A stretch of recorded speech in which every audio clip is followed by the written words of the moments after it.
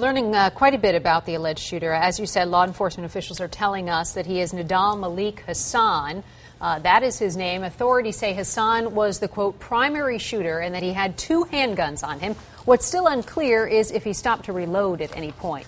Military officials killed Hassan on the scene, but that was only after, they say, he shot 11 others dead, including 10 soldiers and a Department of Defense contractor who was working as a police officer, Campbell. And Hassan worked at the base also?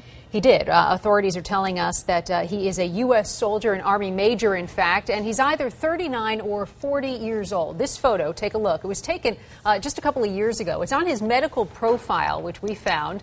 It shows that he was a fellow in the Department of Psychiatry at the F. Edward Hebert School of Medicine. He was a fellow in disaster and preventive psychiatry. Now, we've also confirmed the alleged shooter at one point worked at Walter Reed Army Hospital, where he reportedly got a poor performance evaluation. We also looked at his medical license from the Virginia Board of Medicine and found that he apparently saw patients 5 days a week. But here's something interesting. It shows years in active clinical practice inside the U.S. And in his case, it says, you can probably see it right there, it says less than 1 year.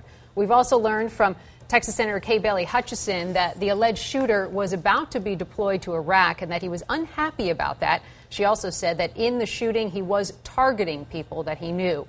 Also, his cousin has told some media that Hassan was born and raised here in the U.S. and was a, quote, good American. He said he never expressed tendencies like these, but that he did get, quote, flack for being Middle Eastern and was harassed by some in the military. 3 others, also U.S. soldiers, were taken into custody. 2 of the 3, as you mentioned, have been released, 1 still in custody. And Randy, there was a graduation ceremony that was going on at the time of the shooting. Right. While all this was happening, there's this graduation ceremony taking place in the Readiness Center's auditorium, and right away the base was locked down. They immediately began to account for personnel.